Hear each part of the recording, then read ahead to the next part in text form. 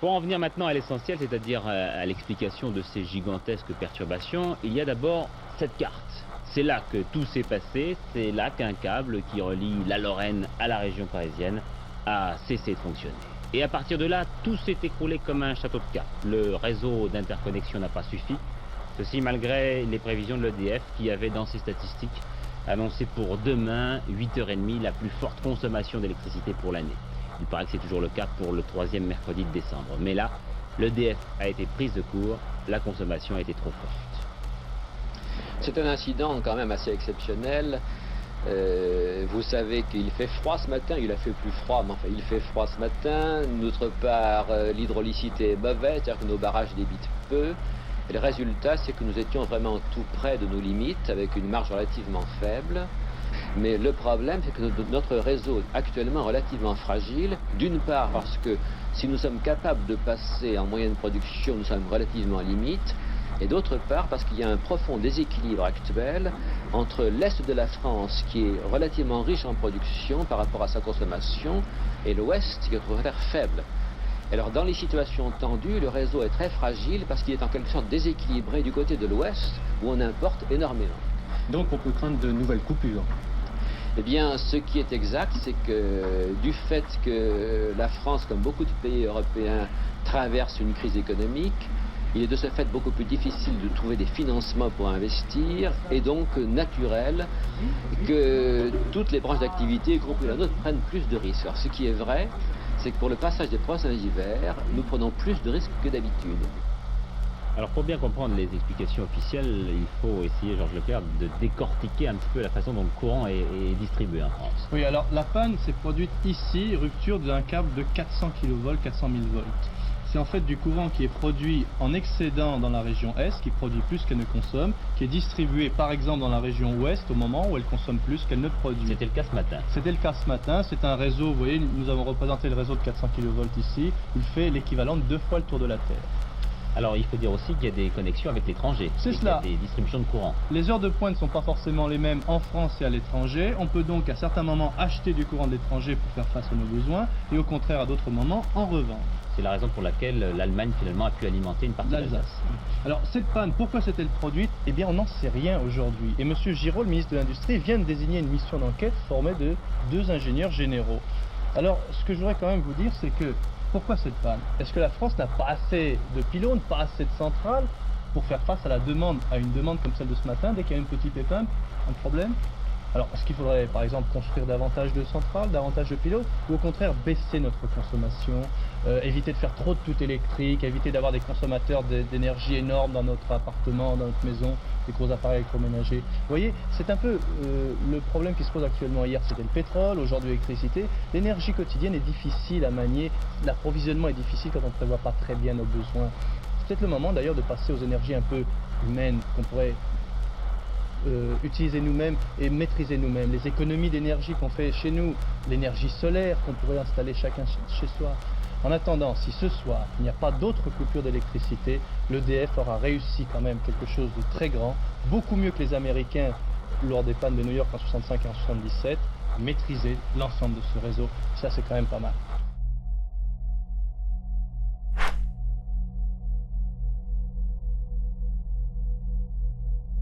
Bon, ben après les signalétiques qu'on va avoir sur les écrans, on va passer au lien qu'on peut faire avec, on en a parlé plusieurs fois là déjà, depuis le début de l'émission, au crédit social à la chinoise. Donc là, à gauche, on a un petit extrait du journal Le Monde. En Chine, le crédit social des citoyens fait passer les devoirs avant les droits. Donc ce crédit social, c'est justement, on en vient des codes couleurs. Crédit social, en gros, c'est une application que les Chinois ont sur leur téléphone et qui, selon leur comportement, va leur permettre d'accéder ou non à tel ou tel service, tout simplement. Et c'est clairement, voilà, cette histoire de devoir avant les droits. C'est d'abord tu te comportes bien, et après on y applique les droits correspondants. Ce qui est complètement différent de égalité, fraternité pour tous, les droits avant tout. Voilà, mais c'est en Chine. Sauf que là, on a le discours de Gabriel Attal, porte-parole du gouvernement, l'ancien porte-parole, puisque maintenant c'est Olivier Véreux. Donc Gabriel Attal nous disait, dans l'après-Covid, on veut poursuivre la redéfinition de notre contrat social avec des devoirs qui passent avant les droits, du respect de l'autorité aux prestations sociales. Donc il n'y a pas besoin d'y aller par 4 chemins. Là, on a une référence au crédit social, quoi. Au lieu de dire crédit social, là, pour l'instant, il dit contrat social, bien évidemment. C'est que le début, mais c'est exactement la même chose. Ouais. Et ce qu'il faut savoir, en fait, c'est que souvent on entend parler de l'influence qu'il peut y avoir de réseaux états-uniens sur certains politiques français ou même certaines personnalités médiatiques via ce qu'on appelle les young leaders. En gros, on repère quelqu'un de prometteur dans le monde de la politique, le monde des grands médias, dès ses études, et puis on lui file une bourse, et puis il nous sera redevable à vie, quoi. Après, selon la personne, bien évidemment. Je pense que c'est pas systématique, mais bref. C'est comme ça que ça fonctionne, et c'est comme ça qu'on a eu le summum. Je pense que c'était peut-être sous Sarkozy. On a eu des tonnes de ministres qui avaient clairement fait partie de ces young leaders. Et un truc qu'il faut savoir qui est très peu connu, c'est qu'en fait, il existe exactement le même système à la chinoise, via ce qu'on appelle la Chinese Foundation, donc des fondations de coopération franco-chinoise, où pareil, les Chinois vont coopter des personnalités politiques. Je crois que Gabriel Attal en fait partie, Olivier Véran aussi, voilà, et bien d'autres. Et puis on les influence, voire on les corrompt. Et ensuite, il faut pas s'étonner que ces mêmes politiques se mettent à avoir des discours très proches de la doctrine du Parti communiste chinois. Donc voilà, je tenais à mettre l'attention là-dessus, puisqu'on glisse clairement vers un crédit social qui sera différent, bien évidemment. Il y en a qui vous diront non, mais ça n'a rien à voir, parce que ça s'appellera pas pareil, parce que ça n'aura pas la même forme, peu importe. Le pass sanitaire, c'était déjà un truc semblable. L'accès, selon qu'on était picousé ou pas, l'accès à tel ou tel endroit. Donc c'était clairement ça déjà. Avec le pass énergétique, ça va être la même chose. À horizon 2025-2030, avec votre voiture diesel, vous aurez plus le droit d'accéder aux villes. Vous aurez plus le droit même d'accéder aux banlieues de ces villes. Il faudra une voiture électrique. Donc il faudra avoir des moyens, parce que les voitures électriques, c'est cher. Les voitures électriques, c'est en train d'augmenter. Ça prend de la valeur déjà. Donc c'est pas à la portée de tout le monde. Donc bref, on s'oriente indéniablement vers un crédit social à la chinoise. Là-bas, l'idéologie est portée sur l'idée communiste du bien commun, etc. Nous, je pense que à l'échelle européenne et à l'échelle mondiale, en tout cas pour les occidentaux, ça va être, encore une fois, je le redis, ça va être sous couvert de comportements écologiques vertueux, quoi. Après, ça n'empêche pas qu'on pourra avoir un retour du pass sanitaire aussi, hein. L'un n'empêche pas l'autre. Je pense que maintenant, le pouvoir a tout un tas de leviers qui peuvent lever, baisser à souhait selon le moment, selon la température sociale, etc. Voilà. L'été, il y a le levier réchauffement climatique. L'hiver, pénurie énergétique. Enfin, l'hiver, on a aussi les histoires de maladies. Voilà. Tous ces trucs-là vont pouvoir permettre à l'État de mettre en place petit à petit un contrôle, là pour le coup numérique, des populations. Incroyable. D'où le En Marche vers la dictature, parce que c'est clairement vers ça qu'on va. On va vers ça, et ce qui est terrible, c'est qu'on va vers ça sans que la majorité des gens s'en rendent compte, puisque on n'est plus sur des dictatures qu'on a en tête, c'est-à-dire des dictatures violentes jusqu'à porter atteinte à l'intégrité physique des personnes. On n'en est plus là. On est à une dictature, là, clairement numérique. Et là, on refait le lien avec le Grand Reset, avec le Forum de Davos, puisque le Grand Reset, derrière le Grand Reset, il y a l'idée qu'on mette en place ce qu'on appelle l'industrie 4.0, les nouvelles technologies. Tout à fait. Dans le domaine de la santé, c'est la technologie ARN. Dans le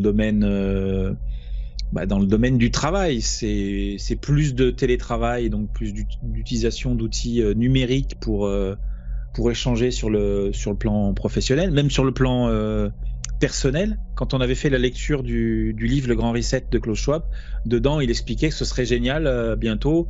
Les réunions de famille se passeraient par WhatsApp plutôt qu'en vrai, quoi. Comme ça éviterait les déplacements, donc bon impact sur l'écologie, et ça éviterait de s'échanger les virus. Et ensuite, on n'a plus qu'un pas vers carrément l'artificialisation de nos sociétés, voire pourquoi pas vivre dans des mondes virtuels. Mais carrément, ils parlent. Apparemment, ils sont en train de développer des casques virtuels pour permettre aux personnes de voyager.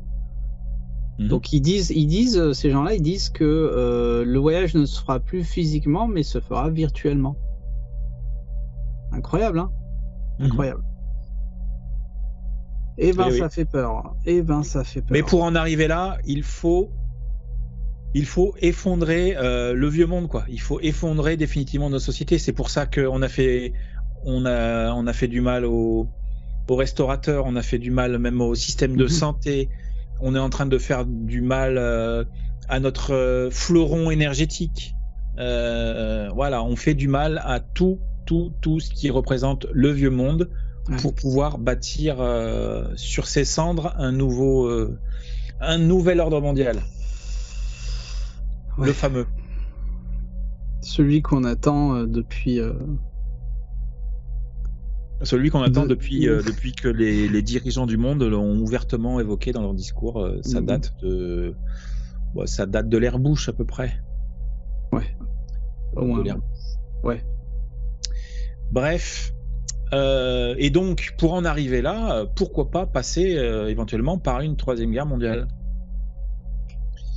Et là, je vous rappelle que le sujet c'est blackout. Donc le blackout, on a vu qu'il pouvait être lié à des mouvements sociaux qu'il y a en ce moment, qui pouvaient être liés à des problématiques purement naturelles.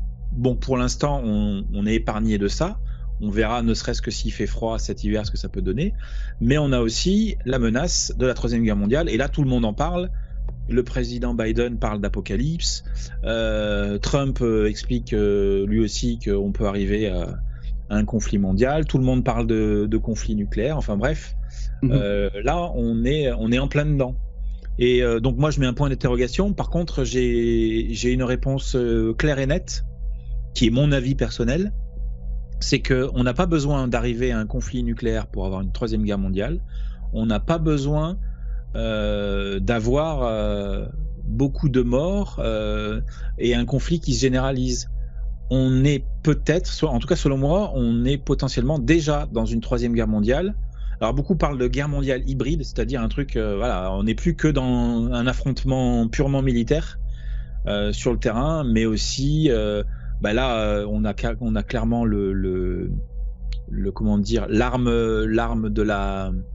l'arme du robinet fermé pour concernant les énergies, le gaz et le pétrole. On a la possibilité de faire des cyberattaques. Enfin bref, on est dans une situation totalement hybride, à mon sens, de troisième guerre mondiale. Et on pourrait, là pour le coup, je vais reprendre les propos d'un journaliste qui s'appelle Jean Robin. On pourrait aussi se retrouver dans un démarrage de troisième guerre mondiale qui aurait démarré du fait des Chinois. Ou pourquoi pas des Américains, ça va savoir, dans l'idée que le fameux virus dont je ne donnerai pas le nom, je ne sais pas si ça peut encore faire sauter les chaînes, ça, a été déclenché probablement dans un laboratoire en 2020. Il n'est pas impossible d'imaginer que donc cet événement de mars 2020, enfin un peu plus tôt en Chine, soit le vrai démarrage, le vrai point de départ d'une troisième guerre mondiale qui serait déclenché tout d'abord par la Chine via ce Covid, je l'ai dit, et ensuite donc pour l'aspect guerre bactériologique, on va dire, par la Chine, et puis ensuite par l'aspect militaire par les Russes. Il n'est pas impossible d'imaginer une chose pareille. Bien sûr. Et tout ça, comment dire, appuyé par la passivité des dirigeants européens, eux-mêmes aveuglés par d'autres idéologies, en partie manipulés sans doute par l'influence du Parti communiste chinois, mais aussi influencés par les gourous de Davos, et puis aussi influencés par la puissance déclinante des États-Unis. En fait, voilà, et on peut avoir un mix de tout ça en ce moment, une convergence des souhaits de nouvelle ordre mondiale de plusieurs puissances, de grandes puissances mondiales.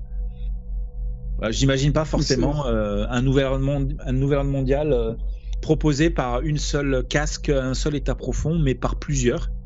Et quelque part, que le meilleur gagne, quoi. Dans tous les cas, voilà, les outils du chaos sont présents.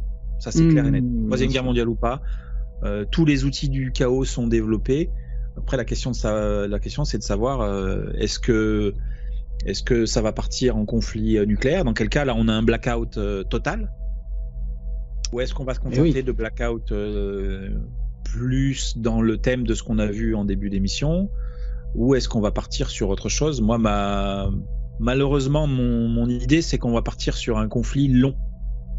Hybride, long, et pas forcément... ça se trouve, on se rendra compte que de tout ça, d'un démarrage de Troisième Guerre mondiale, d'un réel conflit mondial entre superpuissances, on s'en rendra peut-être compte dans 10 ans. Ouais. Et oui. Bref, voilà, c'était pas la partie très très joyeuse.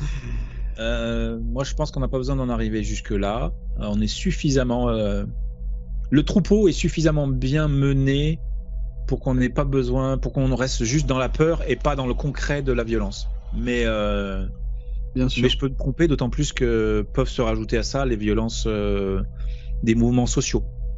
Et c'est peut-être d'ailleurs vers ça qu'on tend là, dans un premier temps. Effectivement, on l'a vu avec les Gilets jaunes. On l'a vu avec les Gilets jaunes qui ont démarré pour 10 fois moins que ce qui arrive actuellement en plus. Dans notre société. En plus, c'est ça qui... là, quand même, c'est une situation exceptionnelle. Exceptionnelle, mais c'est un euphorisme, ou je sais plus comment on dit, parce que dans le sens où, moi, je m'attendais pas à voir des situations comme ça dans lesquelles on est actuellement. Là, il y a tout qui s'accélère. Je sais pas si les gens y comprennent. Là. Je pense que tout le monde comprend.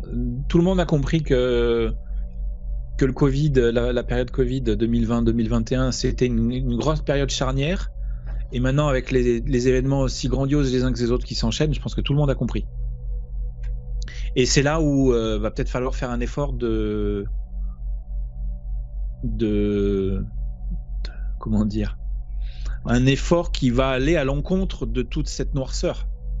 Parce que la noirceur, elle est là, elle est en train de se déballer. C'est ce qu'on pourrait appeler l'apocalypse. Le déballement de la noirceur de l'humanité.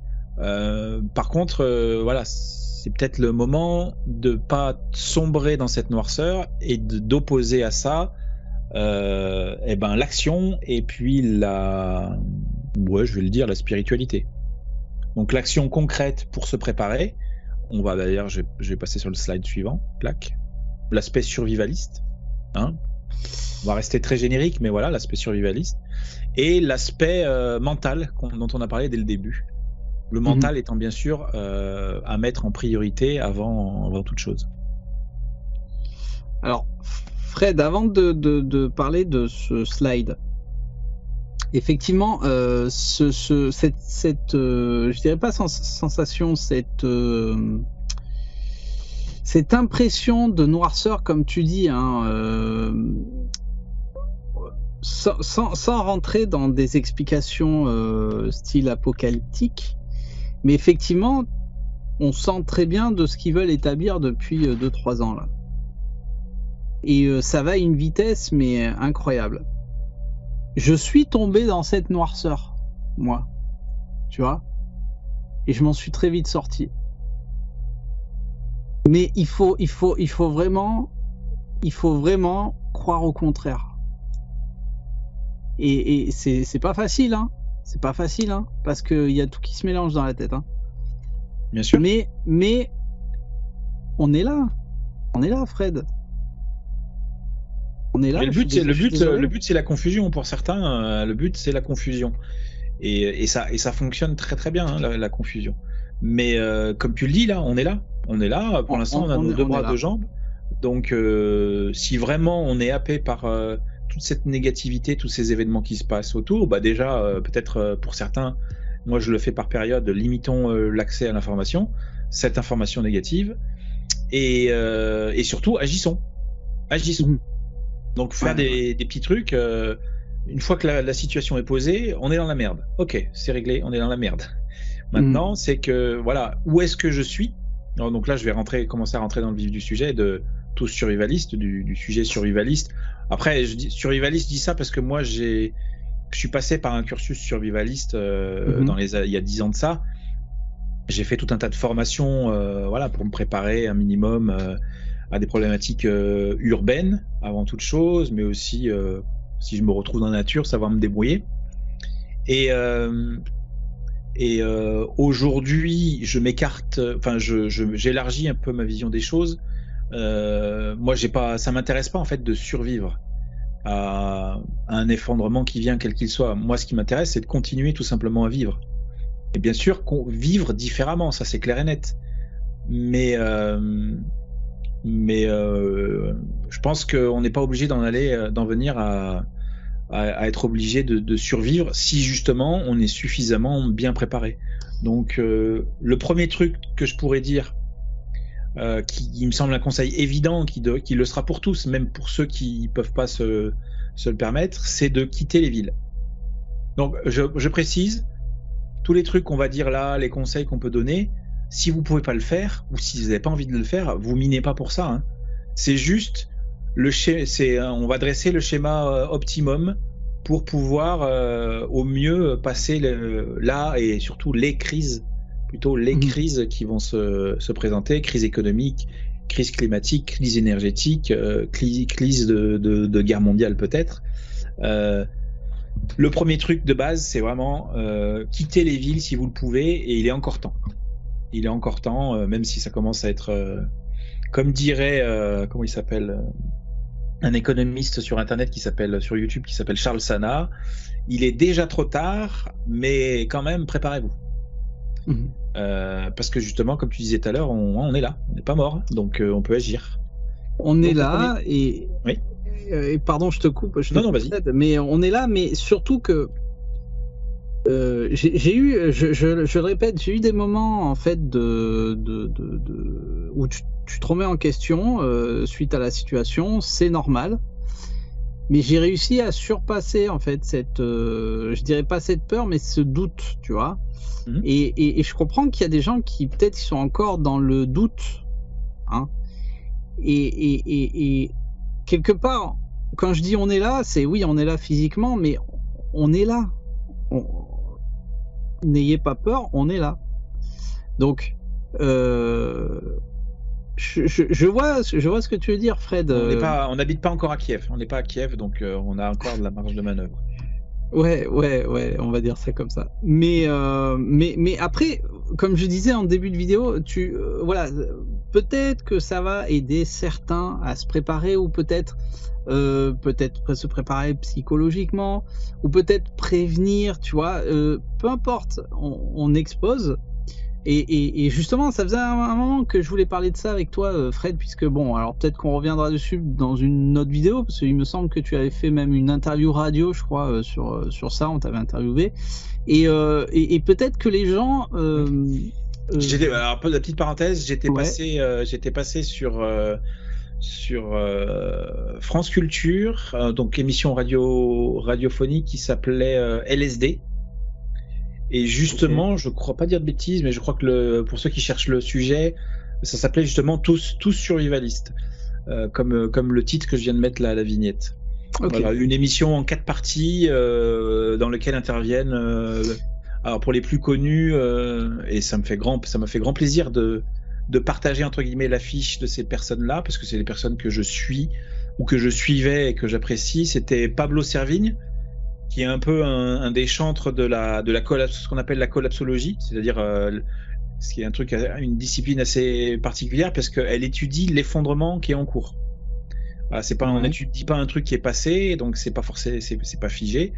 Donc voilà, donc Pablo Servigne et Piero San Giorgio, qui est un peu allez, je vais dire pour lui fera plaisir, le pape du survivalisme. D'accord. Qui a écrit un livre qui s'appelle, que je vous recommande, qui est toujours d'actualité, Survivre à l'effondrement économique, qui date de 2011. Donc, quand vous lisez le truc, vous avez déjà tous les scénarios qui se profilent à l'horizon aujourd'hui, et vous avez ça c'est un bon conseil encore que vous pouvez faire. Là, vous commandez le livre. Et vous avez dedans des petits scénarios, bien sûr des conseils, des listes de choses à faire et à avoir chez vous pour être pour pouvoir être à peu près serein face aux différents événements qui peuvent se produire. Et dans le cas où, alors peut-être que tu vas nous l'expliquer là, hein, parce que je vais peut-être un peu trop vite, mais par rapport à ce que toi tu penses, ce qui peut éventuellement arriver, par rapport à la situation dans laquelle nous nous trouvons aujourd'hui, qu'est-ce que tu donnerais comme conseil aux gens? Tu vois, mis à part peut-être mettre des vifs de côté, et qu'est-ce que tu pourrais dire? Alors peut-être que tu vas l'expliquer, ça, je sais pas. Mais alors, c'est clair que mettre des vifs de côté, ça me paraît évident. Le minimum, c'est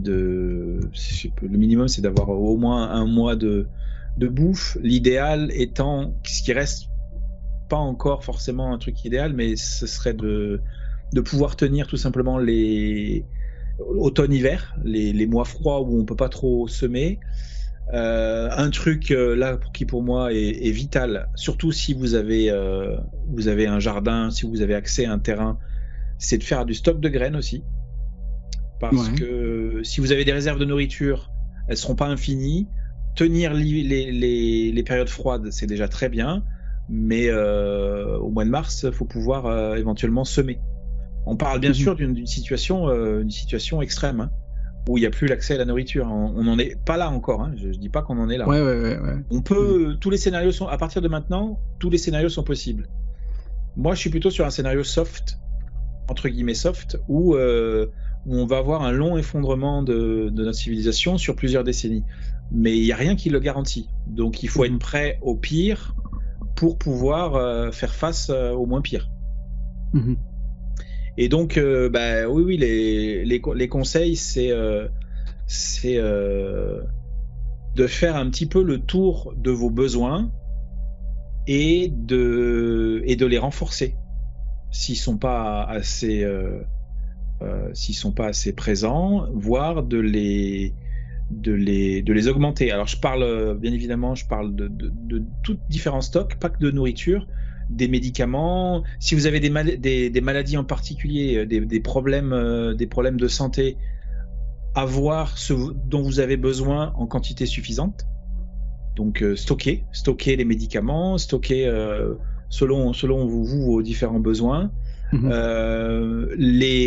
ce qui peut être consommable, dont vous vous servez régulièrement, pareil, stockez-le. Je sais pas moi, stocker les piles, stocker un peu de bougies. Et je vais faire une parenthèse par rapport à cette idée de stocker. Ce que vous stockez actuellement, de toute façon, les prix vont augmenter, donc vous ferez une bonne affaire. Alors si vous n'avez pas l'argent suffisant pour pouvoir faire ces stocks et acheter ce dont vous auriez besoin, vous n'avez pas volé ou vous n'allez pas le créer cet argent. Donc tant pis. Mais essayez quand même de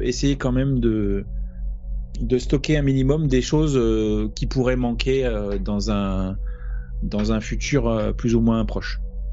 Et ensuite, il y a d'autres aspects qui sont plus immatériels, mais tout aussi importants. C'est les formations. Donc je vais parler d'abord de ça, et après on partira sur l'aspect métier. Donc l'aspect formation, tout simplement, il peut être intéressant de faire encore aujourd'hui des formations de survie, des formations, je sais pas, des formations de premier secours. Donc ça c'est typiquement le truc dont je parle et que je n'ai pas fait, mais voilà, petite formation de premier secours, ça peut toujours servir. D'une manière générale, essayez de vous former, ne serait-ce qu'avec avec un proche qui connaît l'électricité, formez-vous un petit peu en électricité, en plomberie, en différents secteurs qui vous permettraient de vous débrouiller tout seul. Et l'autre aspect que je voulais évoquer aussi, c'est le métier.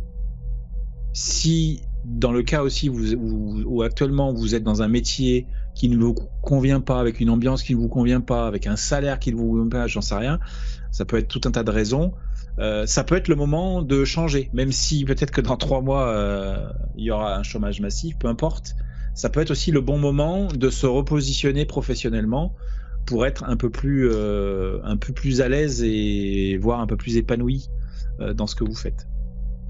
Parce qu'une situation externe stressante comme on a actuellement, si en plus dans votre travail vous avez aussi un tel stress, là vous avez le duo perdant quoi. Donc ça peut être intéressant, même si ça semble pas la bonne période. Il y a quand même pas mal d'opportunités actuellement. On en a peut-être, je le répète, peut-être pour quelques mois, mais c'est peut-être pas inintéressant d'essayer de se repositionner professionnellement. Ouais. Donc bon, j'ai débité beaucoup de choses là. Il y a un truc que j'ai pas dit qui est très très important, c'est la connexion avec vos proches, votre réseau en fait, votre réseau de proches. Vous avez un réseau qui est quelque part forcé, c'est votre réseau familial, vos liens familiaux avec toutes les problématiques qu'il peut y avoir, les ententes et les mésententes. Mais il y a un autre réseau qui est très important, c'est celui de vos proches, de vos amis, de vos voisins. Et encore une fois, si vous êtes dans un lieu où vous n'avez aucune connexion avec vos voisins, essayez de commencer à vous connecter à vos voisins, à parler avec eux, à vous intéresser à ce qu'ils font, à leurs compétences, comment, prudemment peut-être selon les différentes personnes, à essayer d'évoquer la situation actuelle et le fait de devoir faire face à ce qui se prépare. En tout cas, voilà, l'importance aussi, c'est de tisser son réseau, de renforcer son réseau, ou de le créer, il n'est pas trop tard, s'il n'existe pas. Ok. Après, si tu as des questions en particulier, j'ai fait un topo... non, je pense que ce global. Topo global, c'est assez suffisant pour le moment. Comme a expliqué Fred, c'est pas le but de cette vidéo, de cette interview pour expliquer seulement les conseils sur le survivalisme, mais si tu le souhaites, Fred, on fera une vidéo spécialement sur le survivalisme. Moi, il n'y a pas de problème. Mais ce que tu as dit, c'est important, c'est intéressant. Et renseignez-vous aussi de votre côté. Et c'est vrai que maintenant, il y a pas mal il y a d'autres youtubeurs aussi qui font des vidéos comme ça dans les forêts, etc. Regardez-en quelques-unes, ça vaut le coup. J'en ai vu pas mal. J'ai appris des choses que je connaissais pas concernant l'écorce des arbres ou des choses comme ça. C'est plutôt intéressant. Donc il y a de quoi se renseigner, s'informer. Bon. On peut peut-être faire peut-être si tu veux bien un topo sur la situation actuelle, la pénurie d'essence. Allez. Tout simplement faire un conseil tout simple. Moi, c'est ce que je fais. Après, chacun fait ce qu'il veut. Je sais que pour moi, c'est justement mes réflexes survivalistes. Il est impensable pour moi de ne pas avoir un minimum de stock d'essence. Alors moi, c'est pas con. J'ai 2 véhicules. Qui marche au diesel, j'ai 2 bidons de 5 ou 10 litres, je sais plus, qui permet vraiment, si j'arrive à un moment donné, je suis en race campagne, je suis en panne, surtout si je trouve pas de station-service, de refoutre un petit coup dans la voiture et d'être tranquille. Et la deuxième chose, pour moi, c'est aussi impensable de me retrouver à sec là dans les jours qui viennent. C'est pas possible. C'est-à-dire que après, je peux me le permettre de travailler chez moi, mais à un moment donné, si vraiment les stations-service continuent à plus avoir d'essence, je vais pas m'amuser à me retrouver à sec chez moi, quoi. Donc déjà, ça fait plusieurs mois, voire même plusieurs années que j'essaye de ne jamais être en dessous de la moitié du plein. Mais là, voilà, je ne peux pas concevoir de taper dans les réserves et puis au dernier moment, se dire merde, je suis chez moi, j'ai plus de voiture, plus d'essence, il y a des pénuries partout et après du coup, je suis totalement tributaire de ce qui peut se passer. Alors encore une fois, on est dans le cas du pire, mais on est quand même quasiment dans un conflit ouvert avec la Russie, on sait jamais. Hein. Faudrait pas qu'on cumule les problématiques énergétiques et les problématiques militaires. Géopolitique, effectivement. Géopolitique ou autre. Effectivement, voilà, un conseil, c'est on vous dit de pas. Alors c'est interdit maintenant de faire le plein avec un bidon d'essence. Oui, apparemment. Alors après, c'est pas interdit d'y aller la nuit et il y aura moins de monde, vous ferez moins la queue. Voilà, si vous avez une station à 5 minutes de chez vous. Faites-le vite, parce que je pense que ils vont très vite limiter ils le font déjà dans certains départements, ils limitent à 30 litres. Oui, tout à fait, mais va savoir parce que j'ai vu des vidéos justement de nuit où il y avait aussi de la file importante de véhicules pour prendre de l'essence. Voilà, comme a dit Fred, on veut pas alarmer, hein, c'est juste qu'on expose plusieurs points de ce qui peut arriver. Et je le répète, c'est une situation exceptionnelle. Franchement, je m'attendais pas à une situation comme ça, mais effectivement, ce qu'on est en train de vivre, peut-être inconsciemment, puisque on est aveuglé par Netflix, par des événements footballistiques, etc. Donc on passe un peu au travers de tout ça, mais voilà, quand on se penche sur le sujet encore une fois, on s'aperçoit que c'est quand même assez inquiétant. C'est chaud patate. C'est chaud patate, ouais. T'avais 2 slides à présenter par la suite. Alors oui, voilà. Dessus. Oui, vas-y. T'avais autre chose à rajouter Tout à fait. Alors peut-être avant d'expliquer mes slides, peut-être montrer le lien. Je t'ai envoyé et pour que les gens voient en fait et pour que tu le voies aussi. Alors, voilà. Ok. Donc Fred, est-ce que tu sais ce que c'est ça? Pas du tout. Ok. Donc ça c'est une lettre d'un scientifique assez renommé, donc qui a fait, on le voit là, c'est écrit, voilà, qui a été président de l'Académie nationale des sciences des États-Unis et de l'université de Rockefeller. S'il te plaît, l'université de Rockefeller. Ok. Donc lui, il insiste là-dessus en disant que le réchauffement climatique, ça n'existe pas. Et tu sais ce qu'il y a là, ce qui est en train de défiler là sur le côté? Je dirais des noms de personnes qui le soutiennent. Exactement. Tu sais combien il y en a? Il y a 32 000, si je me trompe pas, un peu plus de 32 000 je crois, scientifiques, personnes, experts, chercheurs qui disent que le réchauffement climatique n'existe pas. On est bien d'accord là-dessus, hein? Donc tu vois, toute cette démagogie là qu'ils sont en train de mettre en place là, depuis quelques années, voilà ce qui arrive. Donc déjà à l'époque, j'en avais parlé dans Monde Mystérieux à quelques reprises, comme quoi ils voulaient mettre la faute sur la population mondiale, comme quoi il y avait des fontes de glaciers, etc. Comme quoi c'était la faute de l'homme. Tu vois, ça fait un moment que ça dure. Donc là, tu vois parfaitement que ce soi-disant réchauffement climatique qu'ils essayent de forcer en fait dans la tête des gens, c'est pas possible. Voilà. Ça, je voulais te le montrer parce que là, franchement, Enfin, voilà, je crois que c'est la base de tout. Quand tu vois ça, tu dis ah ouais, mais non. Tu vois ce que je veux dire. Bon, ça je voulais absolument te le montrer, Fred. Ça marche.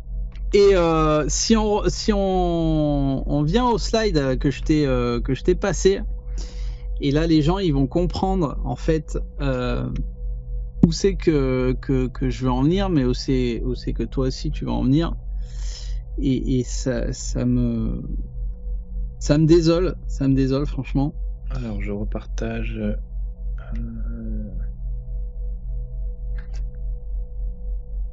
Hop. Ok, parfait. Donc en fait, ce que j'ai voulu montrer, c'est que comment contrôler l'humain, tu vois, en fait, en lui faisant contrôler les biens essentiels à la vie de toute personne. Tu vois ce que je veux dire?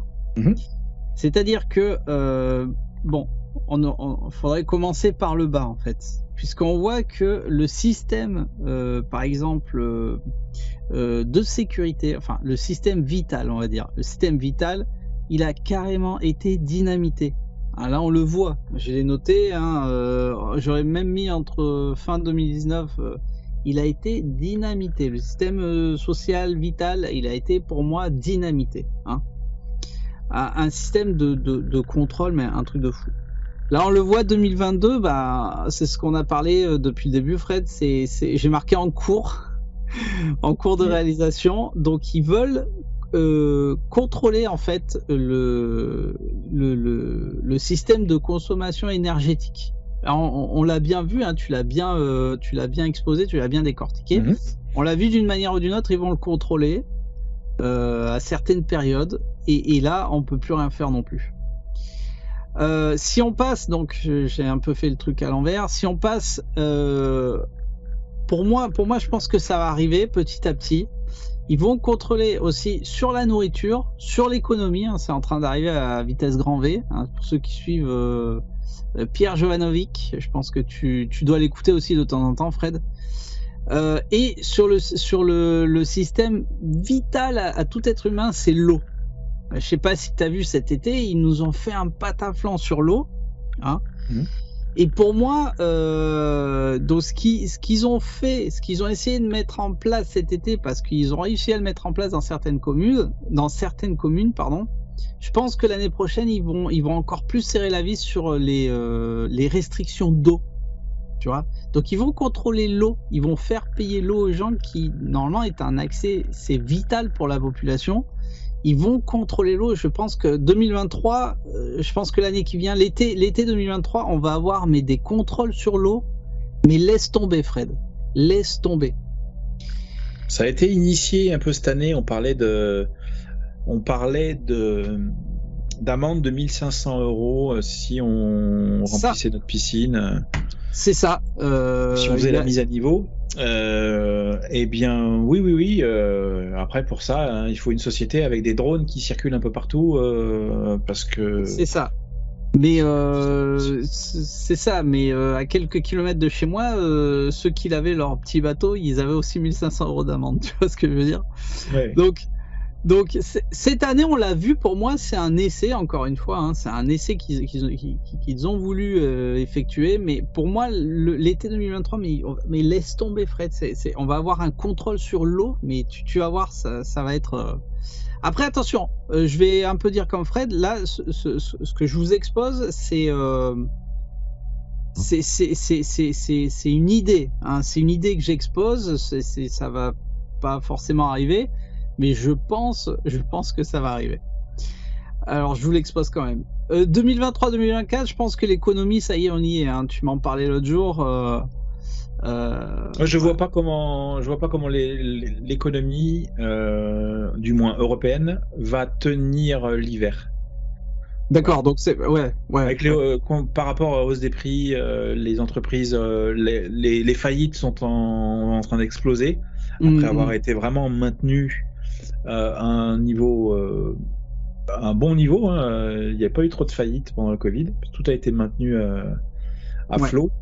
Là, les aides qui diminuent, voire qui disparaissent, l'augmentation du prix de l'énergie, je vois assez bien un crack économique à la sortie d'ici le printemps prochain. Et après, si les mecs sont bons derrière, ils mettront en place les monnaies numériques. Bien sûr. Si tout se passe comme prévu, comme dirait l'autre. C'est pour ça que j'ai mis 2023-2024, parce que tu auras un temps de transition. Et pour moi, ce temps de transition, si ça dure 2 mois, ça va être 2 mois de merde. Hein. Laisse tomber. C'est là où aussi il faut peut-être prévoir des conserves ou de l'eau, parce qu'on pourra. Un peu d'argent liquide aussi, tiens. Ouais. Même si si vraiment on a un effondrement pour tout de suite derrière nous foutre une monnaie numérique, la monnaie papier vaudra très vite plus grand chose. Mais ayez quelques billets de côté pour la transition, justement. Le moment où ne serait-ce pareil, si on a un blackout électrique et tu peux plus payer en carte bleue, la monnaie, elle aura une valeur, hein, elle aura. Bien sûr. Tu pourras, mais ça durera peut-être pas longtemps, donc ça sert à rien non plus de mettre toutes ces économies sous le matelas. Autant acheter un bien matériel, quelques pièces d'argent, d'or. Vous faites ce que vous voulez si vous avez de la réserve. Bien sûr. Et, tout sauf garder son argent sur les comptes, parce qu'on sait jamais ce qui peut se passer. Bien sûr.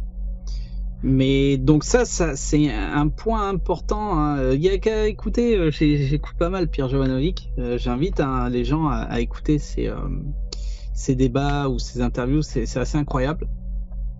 Mais voilà, pour moi, j'estime. Attention, c'est une estimation. Peut-être 2023-2024, on va avoir un gros changement au niveau de l'économie.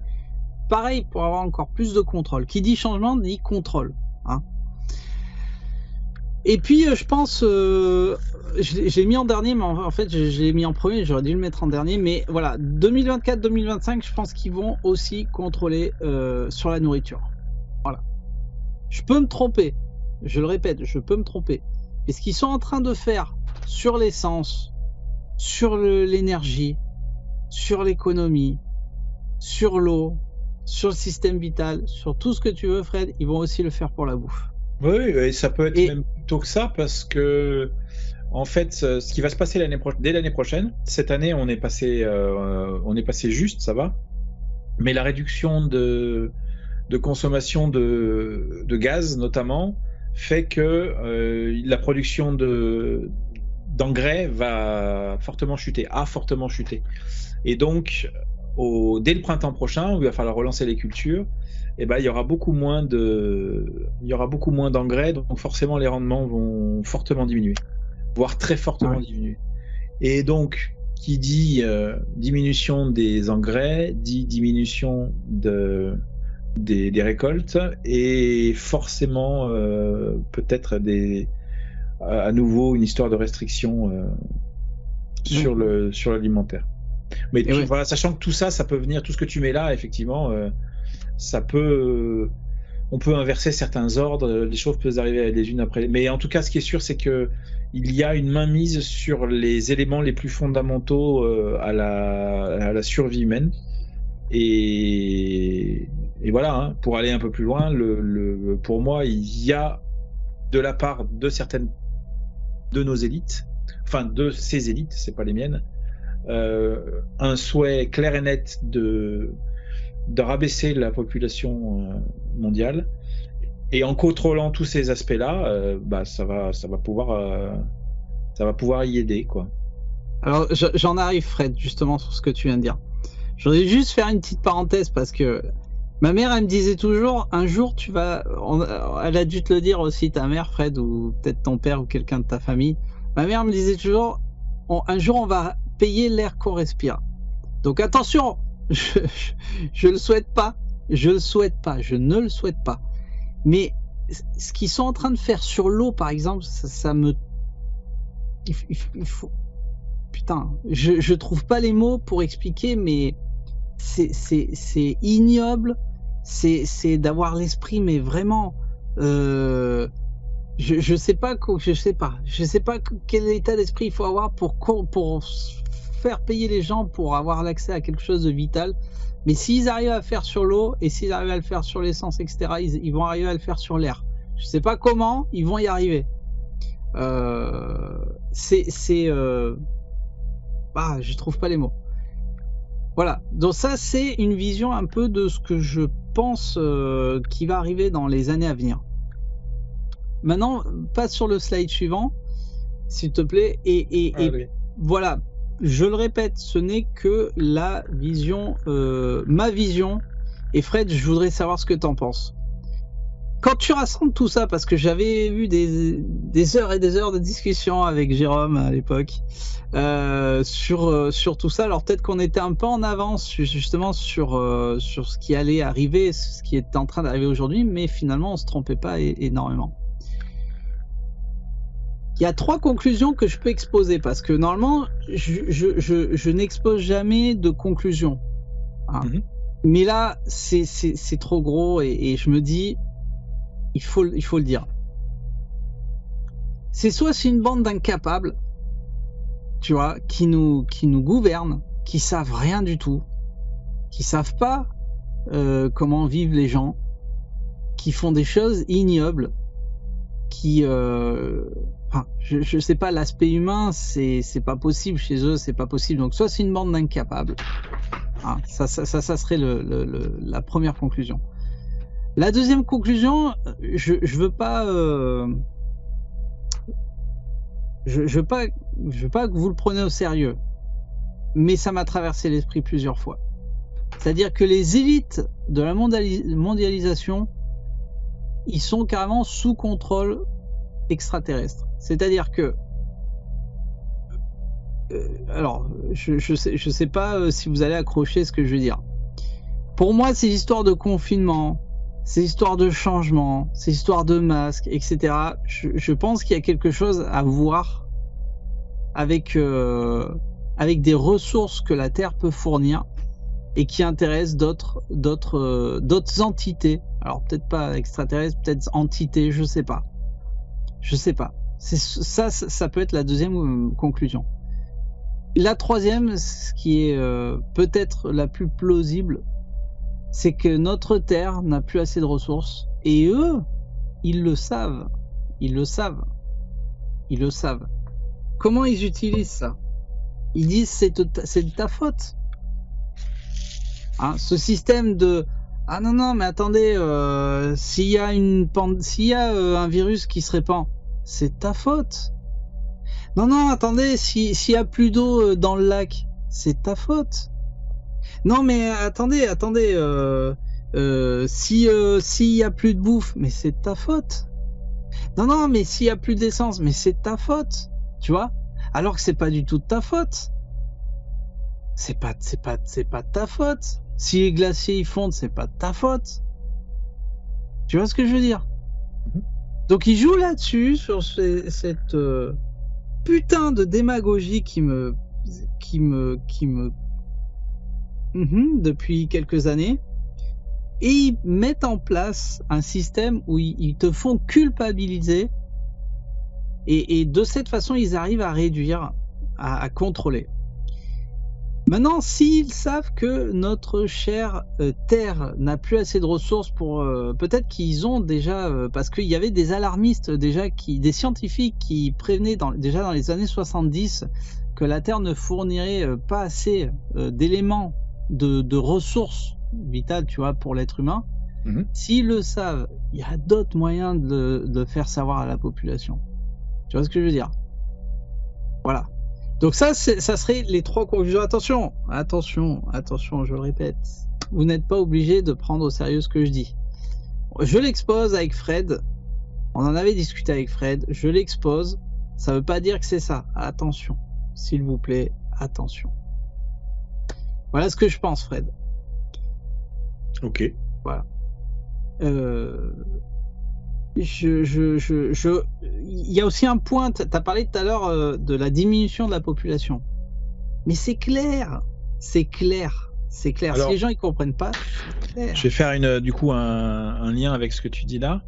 Sur la diminution de la population, ça tourne pas mal en ce moment, mais ça date quand même. En fait, le chantre de la... Comment dire, celui qui a fait le rapport qu'on appelle le rapport Meadows du Club de Rome. C'est des scientifiques du MIT et qui a donné son nom au rapport, c'est Meadows. Et c'est lui qui, justement, dans les années 70, a tiré la sonnette d'alarme en disant si on continue sur notre lancée, c'est-à-dire à être de plus en plus nombreux, à taper de plus en plus dans les ressources, etc. Il y a d'autres facteurs que j'ai plus en tête. Eh bien, on arrive à horizon 2020-2030 à un effondrement de notre confort de vie et même plus que ça. Et force est de constater que, en apparence, c'est ce qu'on a.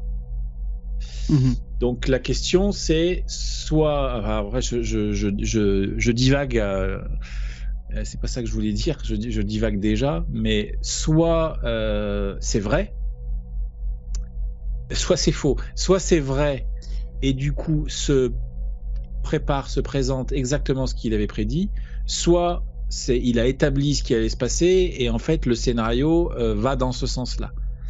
Je suis pas capable de répondre. J'aurais tendance à préférer, c'est peut-être le plus simple, que effectivement on a tapé dans les ressources, on n'a plus assez de pétrole, etc., etc. J'en suis pas sûr, mais peu importe. Le tout, c'est de se préparer à ça. Par contre, là où je voulais en venir, c'est que ce mec-là, Meadows, il a dit, je crois qu'il y a pas si longtemps que ça, il a expliqué que, c'est en tout cas quand on était 7 milliards d'habitants, donc. C'est plus proche de nos jours que des années 70. En gros, il expliquait que le chiffre idéal de population mondiale était sans doute de 1 milliard. Pourquoi pas 2 milliards? Ça dépendrait de la dureté de la dictature qui prendrait les choses en main. Et il précise que si on devait rester 7 milliards, dans ce cas-là, il faudrait une dictature très très forte pour imposer aux gens les comportements nécessaires à la survie de l'espèce humaine. Donc cette notion de contrôle de la population et de diminution de la population, il est indéniable. C'est encore un tabou global, mais quand on gratte un peu, il est évident que ça traverse la tête de beaucoup de gens et pas que de Bill le coyote. Ouais. Et sinon, je voulais juste rebondir aussi sur la terre-mère semeur. Alors là, pour le coup, moi, je suis pas d'accord avec cette idée. Je pense que le constat de nos élites est vrai, c'est-à-dire qu'un monde se meurt, mais une humanité se meurt. Mais la Terre en elle-même, je pense déjà qu'elle ne souffre pas et qu'elle n'a pas grand-chose à faire de ce qu'on est en train de malgré tout lui infliger.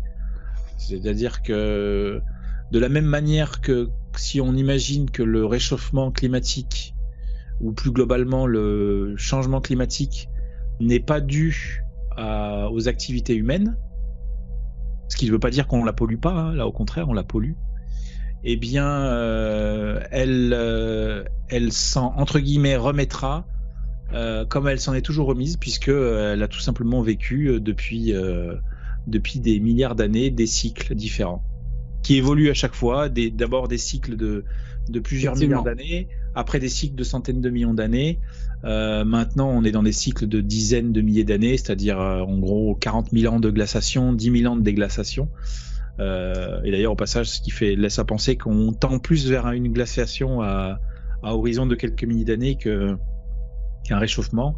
Bref, la Terre se porte bien et elle se portera de la même manière dans 1000 ans, dans 1 million d'années. Par contre, c'est sûr que ce qui se meurt, c'est notre rôle de gardien de ce jardin magnifique qu'est la Terre. Bien sûr. En fait, j'avais mis Summer, c'était parce que les élites justement voient. Oui, alors c'est vrai que effectivement t'as cette explosion démographique. Moi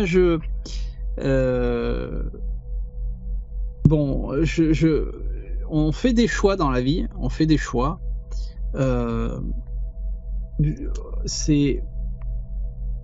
Si vous avez des enfants, c'est super, c'est bien. Fred, tu en as.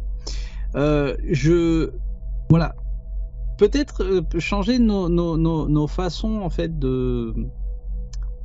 Comment je peux expliquer ça, Fred? Nos façons de voir la vie, en fait. Tu vois, parce que c'est vrai que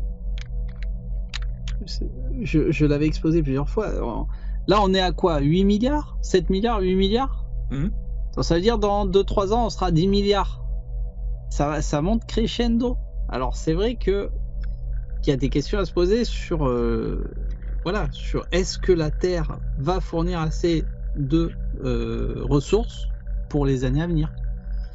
Alors tiens, par rapport à ça, petite remarque, c'est que ça fait des années, des décennies qu'on nous explique que en 2050 on sera, je sais pas, 11 milliards, en 2100 on sera 15 milliards, je ne sais quoi. Ça c'est dit systématiquement. Et moi ça m'a toujours marqué. Je dis toujours non, vu comment on est parti, je ne vois pas dépasser les 9 milliards. Pour moi, on ne dépassera pas les 9 milliards et il va y avoir un déclin derrière. Et il y a eu un virage, comme quoi, quand on parle de dépopulation, c'est dans l'air. C'est dans l'air et c'est en train de se dévoiler petit à petit. On commence à trouver des articles qui expliquent que dans 2100, on sera 2 fois moins nombreux qu'aujourd'hui. Donc je laisse juste les gens réfléchir. Comment ça peut se passer, une civilisation qui passe de 8 milliards d'habitants à 4 milliards d'habitants? Et écoute. À suivre, à voir. À suivre, voilà. Bon, c'est bien, Fred, parce qu'on va terminer là-dessus. Je peux faire une petite conclusion? Je peux me permettre? Bien sûr.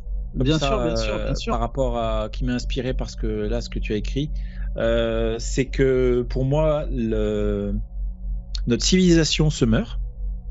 Actuelle, la civilisation qu'on appelle de l'Anthropocène, celle en gros qui existe depuis 1850 à peu près, qui a comme religion le pétrole justement, qui a donné tous ces objets aussi utiles ou inutiles.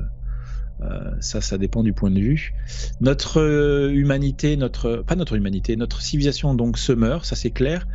Je pense qu'il faut la laisser mourir, ne pas paniquer et s'occuper très sérieusement de son salut personnel, tout en bien sûr en restant protecteur et connecté à nos proches, à nos plus proches. Tu parlais d'enfants, oui, donc à nos enfants, à nos partenaires, à notre famille proche. Et puis rien qu'en faisant ça, on aura fait le job à faire.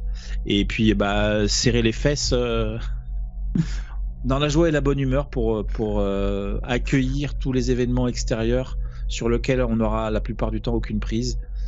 Si on contrôle notre peur et nos émotions, on passera le cap. En tout cas, moi, c'est mon intention. Les autres, ils font comme. Voilà. Eh ben, écoute, on va terminer sur ces belles phrases. Écoute, Fred, je te remercie infiniment. Alors peut-être couper ton partage d'écran pour qu'on te voie entièrement. Oui, bien sûr. En tout cas, voilà.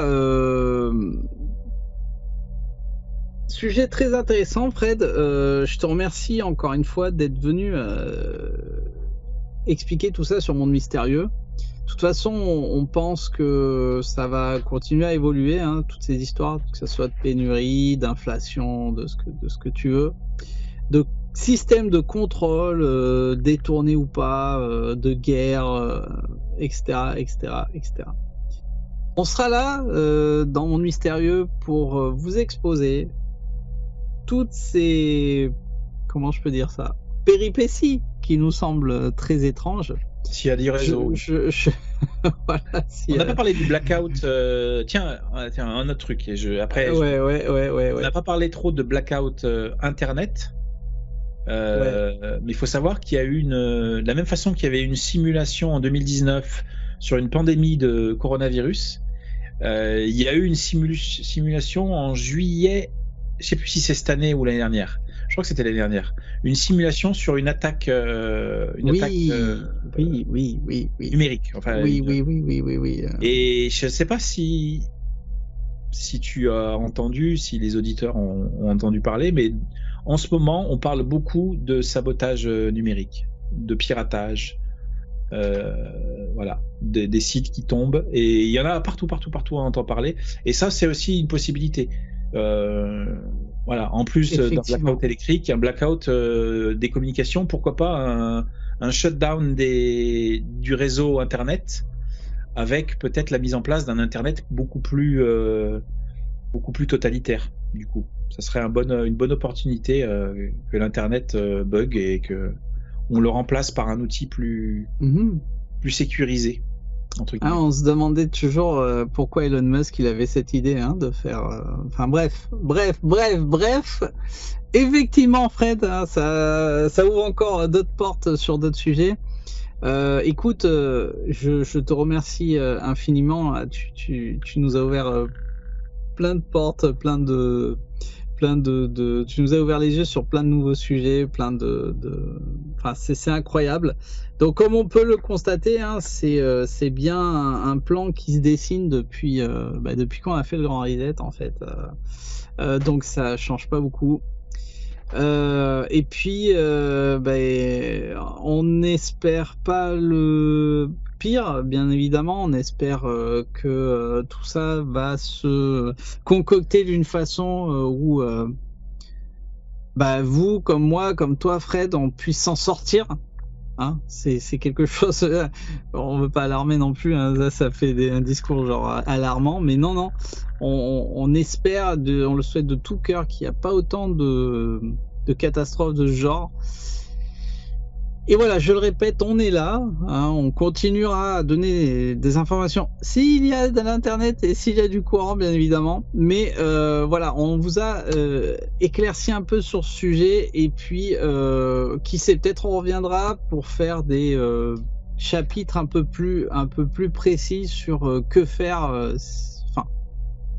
Sur tous les sujets qu'on a évoqués, je sais pas ce que tu en penses, mais s'il y a suffisamment de monde qui est intéressé pour avoir plus d'interaction, on pourra toujours tenter peut-être un live interactif où on peut reprendre tous les sujets dont on a parlé là, et puis faire un question-réponse, quoi, pas à voir. Ouais. Effectivement, on va voir après cette première diffusion, on va voir comment réagit le public. Et il y a de fortes chances qu'on réintervienne avec Fred en direct pour répondre à vos questions, comme on avait fait pour le Grand Reset.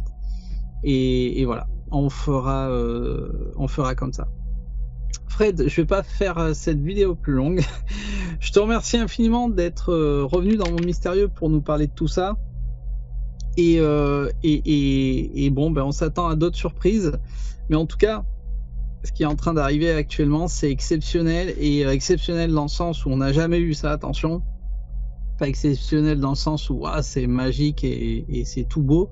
Et voilà, Fred, merci à toi, et puis voilà, t'es toujours le bienvenu dans Monde Mystérieux si tu as besoin. Merci Hervé, et puis à toi et à tous, bon courage, même si j'espère que vous en aurez trop besoin. Juste une petite parenthèse, donc tu es quand même, j'invite les gens quand même à voir ce que tu développes sur ta chaîne. Il y aura les liens dans l'explication de la vidéo. Puisque tu étais intervenu dans Monde Mystérieux, tu nous avais parlé de ta projection de planétarium sur les sites en Égypte ou à Teotihuacan, donc sur les pyramides, etc. Donc c'est vraiment incroyable tes découvertes, on a fait d'autres depuis. J'invite les gens à voir ce que tu fais quand même. Et s'ils veulent te contacter, donc rappelle ton mail. Le mail il est pas simple, attention, il sera marqué dans les commentaires, dans la description, mais sinon c'est l.apprenti.sage.9@gmail.com. Voilà, donc ça va pas changer, c'est toujours le même. Et n'hésitez pas à mettre des commentaires sous les vidéos, à venir les redécouvrir. Il y a plein de changements qui débarquent d'ailleurs très bientôt. J'en dis pas plus. Je remanie un peu la chaîne, et puis j'en crée d'autres potentiellement aussi. Bref, à suivre aussi. C'est à suivre. Et puis voilà, si vous avez besoin, donc comme d'habitude, n'hésitez pas, monde.mystérieux@gmail.com. Et Fred, à très bientôt, on garde contact, et puis t'es le bienvenu sur Monde Mystérieux si t'as besoin, et on te suit de toute façon. Merci à toi. Merci. Et à très bientôt tout le monde pour de prochaines vidéos. Ciao à tous. Ciao, ciao.